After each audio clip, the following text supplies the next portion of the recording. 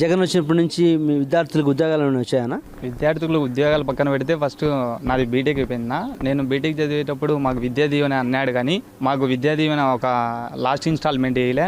మేము కాలేజీకి ఫీజు కట్టి మేము సర్టిఫికెట్లు తెచ్చుకోవడం జరిగింది జగన్ చేసిన పనికి.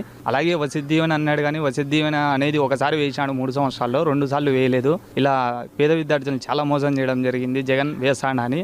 అంతేకాదు బీటెక్ అయిపోయిన తర్వాత నిరుద్యోగ అనేది చాలా పెరిగింది, ఎవరికి ఉద్యోగాలు అనేది లేదు. అలాగే జగన్ వస్తానే ప్రతి ఇయర్ జనవరి జాబ్ క్యాలెండర్ వదులుతా అన్నాడు. నాకు తెలిసినంతవరకు ఒక జాబ్ క్యాలెండర్ కూడా వదలలేదు. అందులో మెగా డిఎస్సి అని ఒకటి వదులుతా అన్నాడు, అది కూడా ఇంతవరకు మెగా డిఎస్సి వదలలేదు. ఒక 6,000 పోస్టులు వదిలి అది మెగా డిఎస్సి అన్నాడు. ప్రస్తుతం 40,000 పోలీసు ఉద్యోగాలు వేకెన్సీస్ ఉంటే కేవలం ఒక 10,000 వదిలి చేతులు దులుపుకున్నాడు. దాంట్లో కూడా కానిస్టేబుల్ ఉద్యోగాలు ఇప్పటికి కూడా రాలేదు. ఓన్లీ ఎస్ఐ పోస్టులు అల్లకేట్ అయినాయి, కానీ కానిస్టేబుల్ ఇంకా హైకోర్టులో ఉంది. అలాగే మా ఊర్లో చూసుకుంటే